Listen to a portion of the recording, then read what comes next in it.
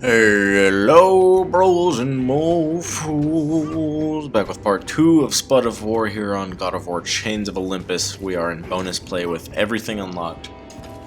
I believe everything's maxed out. We've got all the magical powers, our health and magic is maxed out, and we are rocking the Spud of War costume here on Chains of Olympus. Now, Part 1 entailed us starting off the game defending the city of Attica, which is more of a peninsula to the city of Athens, from the invading Persian army and their pet basilisk. Now, this is going to be only a 5-part series because this game, along with Ghost of Sparta, were both released on the PSP as kind of side stories to Kratos in the God of War series. So they're pretty quick and easy, with enough juice to be able to kind of stay entertained. I think, at least that's true for me. Morpheus affected even Kratos, as he was haunted by a strange melody.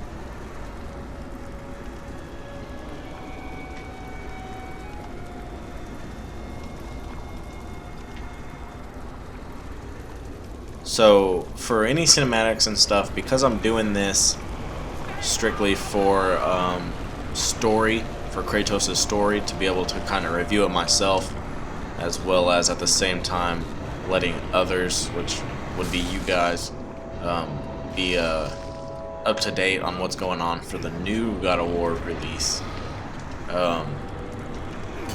I will be silent during any cutscenes and cinematics so you guys can understand and hear what's going on and kind of get the full effect of, like I said, Kratos' story. So, if you're not familiar with Chains of Olympus here, this one is actually set before the first God of War. So they kind of threw some games in the middle and as prequels as well, and basically by release date it would be God of War 2, and then I think it was Chains of Olympus, and then Ghost of Sparta, which, like I said, Chains of Olympus here is set before the first God of War. Then Ghost of Sparta is another PSP release side story that's set between 1 and 2. And then they released God of War 3, which is the next major installment of the game after 2. And then they went back and they threw out God of War Ascension, which is set before even this game, Chains of Olympus. And God of War Ascension is another full game story. It's not a side release type thing like these are. It wasn't released on the PSP, it was released on console as a full game. So that one's going to be pretty awesome. I think it's going to basically entail how right after Kratos betrayed Ares, back before 1, of course, because it's before even this one, but after Kratos betrayed Ares the first time, not before he killed him, but not after he killed him, but after he betrayed him by not listening to him or something. Basically, he was imprisoned by the Furies on a giant, I forgot what he's called, a heconticres or something. I don't know, we'll figure it out later, but basically we'll be escaping the Furies, and I don't really know much about Ascension yet, but I have started, I have completely beat 3, and I'm on to the very new one, and boy is it awesome. It is just, oh my god, they changed it completely. Now, the Shrine of the Fire Steeds. This here, we're on the crashed chariot of Helios, and there are 3 horses, or steeds, that drive the chariot. And as Kratos approached the temple, it became clear that the task ahead was more than he could have ever imagined. Once again, the strange, lingering melody could be heard. the black fog of Morpheus, haunting Kratos.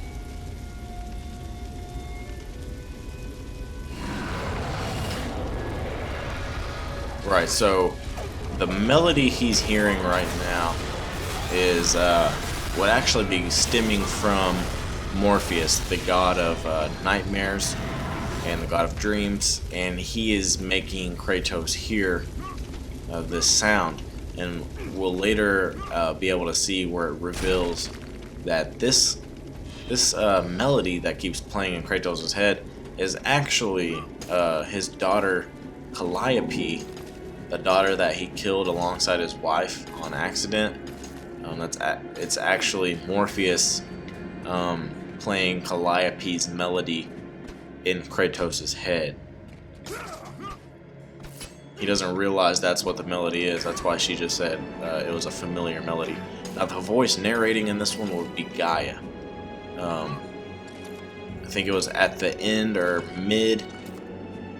Yeah, I think it was at the end of God of War 2 where we see Kratos meets.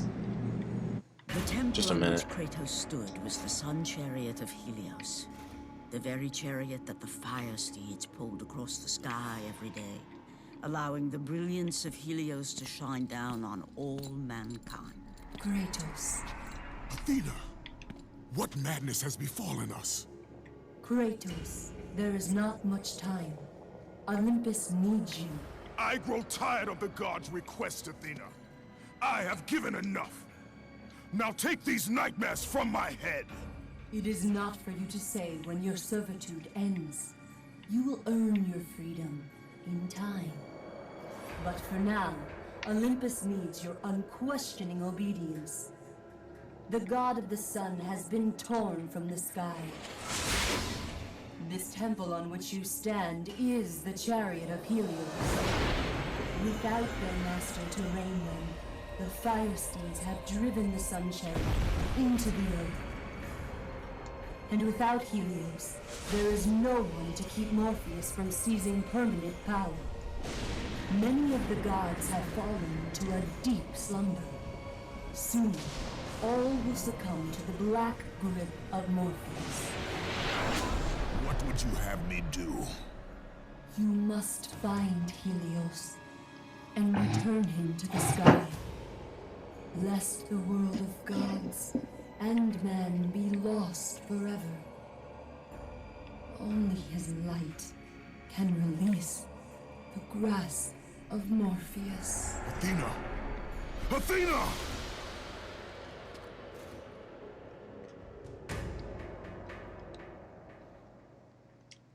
So Athena is going to remain Kratos' friend throughout the series. We did see in God of War 2 at the end where he accidentally killed Athena because she basically sacrificed herself to save Zeus, therefore saving all of Olympus in her head. But aside from Athena, what I was saying a while ago about Gaia, we saw at the end of God of War 2 after Kratos killed the Sisters of Fate and then battled Zeus and accidentally killed Athena, he went back to the Sisters of Fate, he went back to the Temple of the Sisters of Fate, and he traveled all the way back to the Great War before the Titans lost and told Gaia that to wait for him, that he will be the change of basically the outcome of the Great War and this and that. And so Gaia this whole time has been narrating to Kratos about this, and she knows that Kratos will change everything, so that's why she's the one narrating to us this whole time.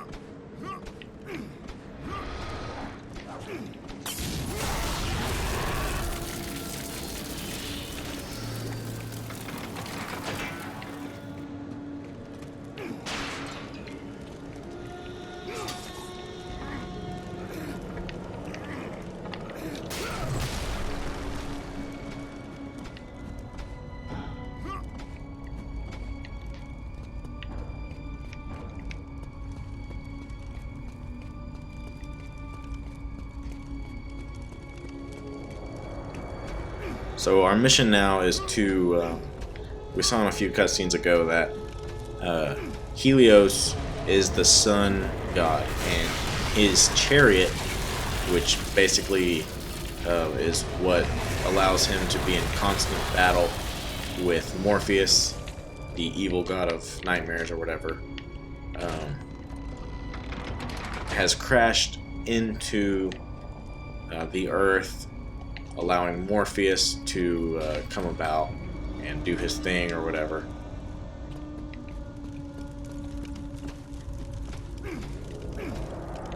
So our main objective right now is to get the Sun Chariot back into the sky, releasing this dark hold on the Earth.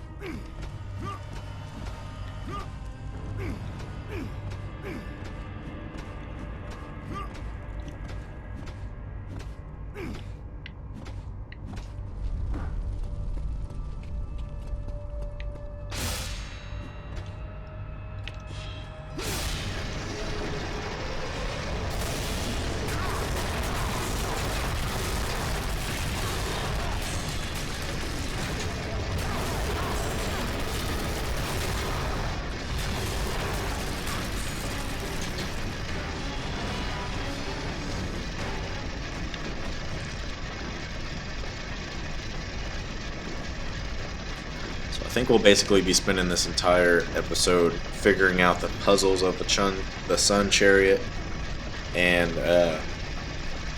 getting the steeds, I think they're called the Fire Steeds, back into action to drive us again, to drive the chariot.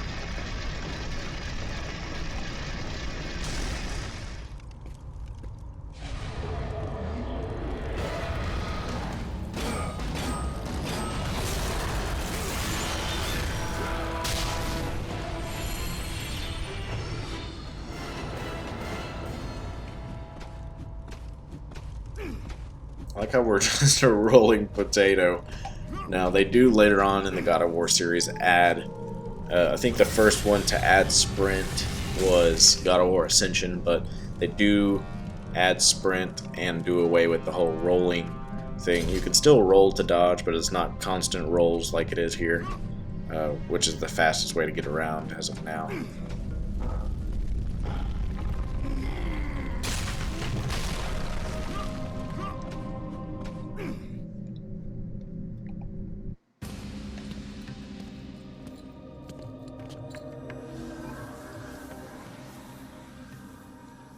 I am grateful you have come, Ghost of Sparta.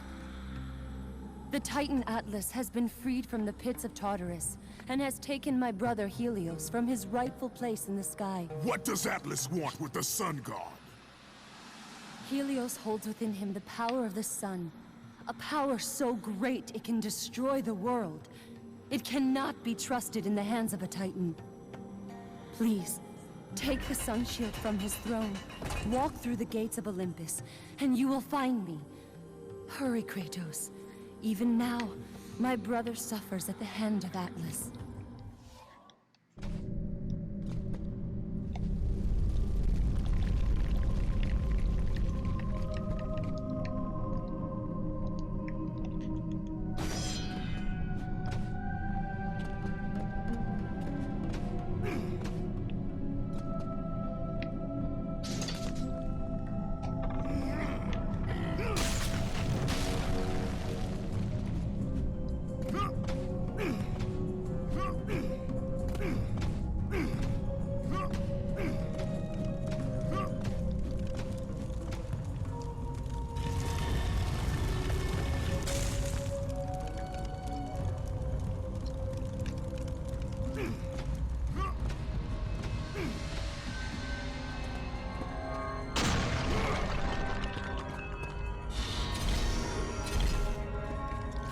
Alright, this item here is the shield of, I think it's called the Sun Shield. Yeah, the Sun Shield. Basically, it's Helios's little arm shield that reflects damage and stuff like that. Now, since we're in bonus play, we have everything unlocked already, and this is our second playthrough.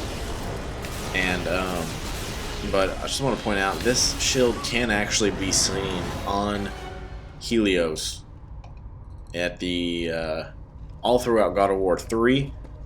He's actually wielding this in all of his cutscenes. So we basically do forfeit it at the end of this game. We don't keep it.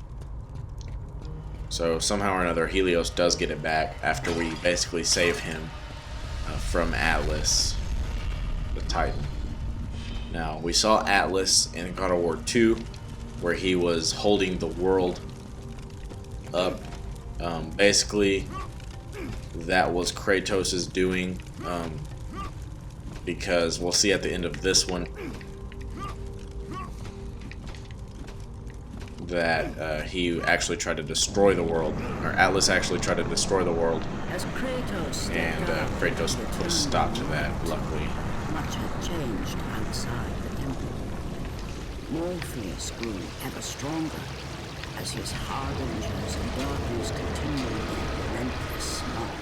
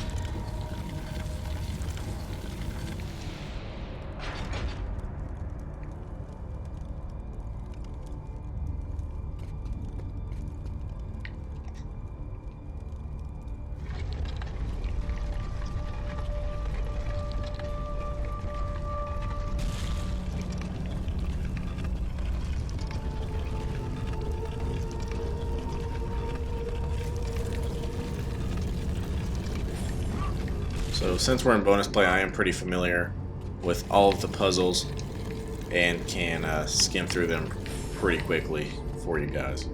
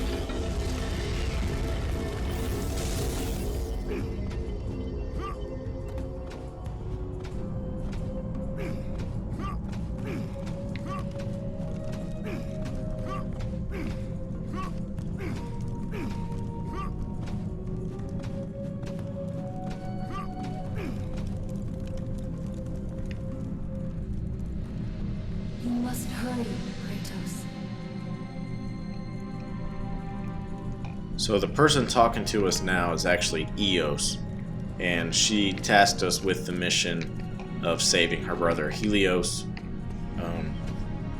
And she's the one that mentioned that Atlas is the one that is basically doing him harm at the moment.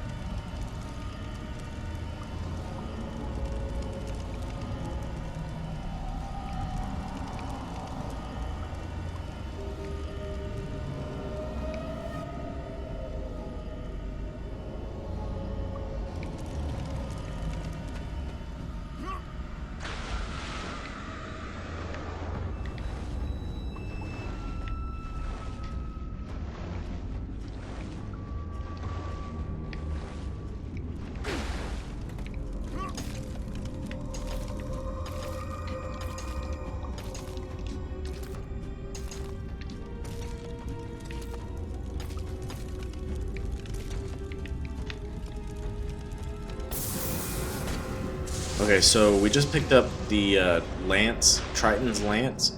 Triton, I believe, is Poseidon's son, I want to say.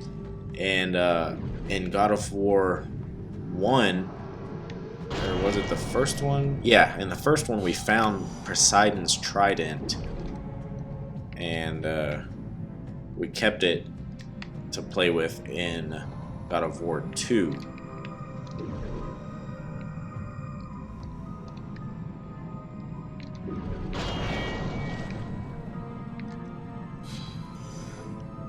But since we haven't found Poseidon's trident yet here in before God of War 1, their only option was to add his son's lance that does the same thing.